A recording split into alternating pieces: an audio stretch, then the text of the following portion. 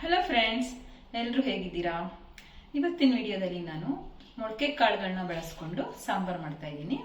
ಈ ಮೊಳಕೆ ಕಾಳುಗಳು ಆರೋಗ್ಯಕ್ಕೆ ತುಂಬಾ ಒಳ್ಳೆಯದು ಅಂತಾನೆ ಹೇಳ್ಬೋದು. ಈ ಡಯಟ್ ಮಾಡೋರಿಗೆ, ಹಾಗೆ ಬಾಡಿ ಬಿಲ್ಡ್ ಮಾಡ್ಕೊಳ್ಳೋರಿಗೆ, ಮತ್ತೆ ಶುಗರ್ ಪೇಷಂಟ್ಸ್ಗೆ, ಮಕ್ಕಳಿಗೆ ಎಲ್ಲರಿಗೂ ತುಂಬಾನೇ ಒಳ್ಳೆಯದು. ಹಾಗಾದ್ರೆ ಇದನ್ನ ಬಳಸ್ಕೊಂಡು ಹೇಗೆ ಸಾಂಬಾರ್ ಮಾಡೋದು ಅಂತ ನೋಡೋಣ ಬನ್ನಿ. ನಾನು ಹುರುಳಿಕಾಳು ಹಾಗೆ ಹೆಸರು ಕಾಳು ಎರಡೂ ತಗೊಂಡು ಮೊಳಕೆ ಕಟ್ಟಿಟ್ಕೊಂಡಿದ್ದೀನಿ. ಬೇಕಂದ್ರೆ ಕಡಲೆಕಾಳು ಯಾವ ಕಾಳು ಬೇಕಾದ್ರೂ ಯೂಸ್ ಮಾಡ್ಕೋಬಹುದು. ಹಾಗೆ 2 ದೊಡ್ಡ ಆಲೂಗೆಡ್ಡೆ ಕಟ್ ಮಾಡಿ ಇಟ್ಟಿದ್ದೀನಿ. ಹಾಗೆ ಸ್ವಲ್ಪ ಬದನೆಕಾಯಿ ತಗೊಂಡಿದ್ದೀನಿ. ಮತ್ತೆ 3 ಟೊಮೆಟೊನ ಕಟ್ ಮಾಡಿ ಇಟ್ಕೊಂಡಿದ್ದೀನಿ.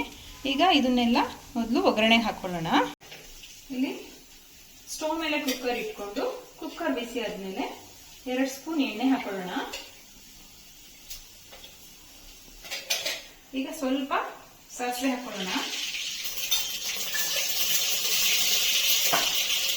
ಸಾಸಿವೆ ಸಿಡಿತಾ ಇದೆ. ಸೊ ಈ ಟೈಮಲ್ಲಿ ನಾವು ಮೊಳಕೆ ಕಾಳನ್ನ ಹಾಕೊಳ್ಳೋಣ.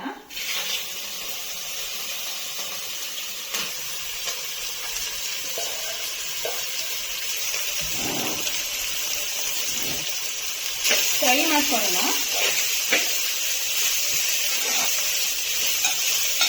ಈಗ 1-2 ನಿಮಿಷ ಕಾಳನ್ನ ಫ್ರೈ ಮಾಡ್ಕೊಂಡೆ. ಇವಾಗ ಆಲೂಗೆಡ್ಡೆ ಮತ್ತೆ ಬದನೆಕಾಯಿ ಸಹ ಸೇರಿಸ್ಕೊಂಡು ಫ್ರೈ ಮಾಡೋಣ.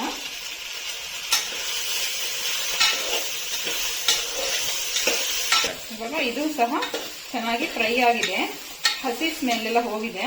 ಸೊ ಈ ಟೈಮಲ್ಲಿ ಟೊಮೆಟೊ ಹಾಕೊಳ್ಳೋಣ.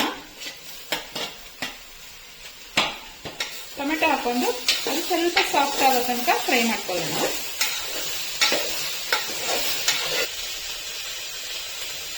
ನಾನು ಮಸಾಲೆ ರುಬ್ಕೊಳ್ಳಿಕ್ಕೆ 2 ದೊಡ್ಡ ಈರುಳ್ಳಿ ತಗೊಂಡಿದ್ದೀನಿ.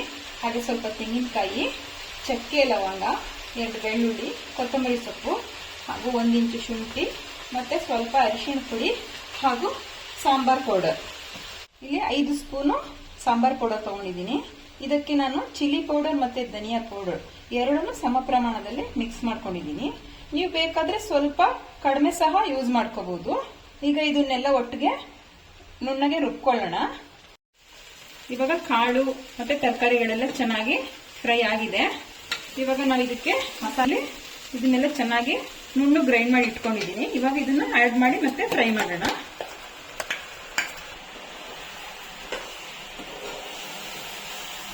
ಈ ಮಸಾಲೆದು ಚೆನ್ನಾಗಿ ಹಸಿ ಸ್ಮೆಲ್ ಹೋಗೋವರೆಗೂ ಫ್ರೈ ಮಾಡಬೇಕು.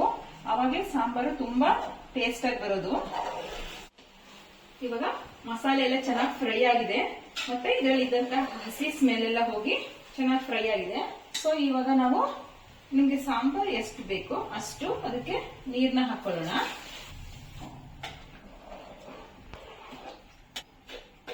ನೀರ್ ಹಾಕಿದ್ಮೇಲೆ ಇದಕ್ಕೆ ರುಚಿಗೆ ಎಷ್ಟು ಬೇಕಷ್ಟು ಉಪ್ಪು ಹಾಕಿ 1/4 ಗಂಟೆ ಕುದಿಸೋಣ. ಇದನ್ನ ಇಲ್ಲ ಅಂತಂದ್ರೆ ಕುಕ್ಕರ್ ಮುಚ್ಚಳ ಸಹ ಮುಚ್ಚಿ 2 ವಿಷಲ್ ಕೂಗಿಸಿದ್ರೆ ಸಾಂಬಾರು ರೆಡಿ ಆಗುತ್ತೆ.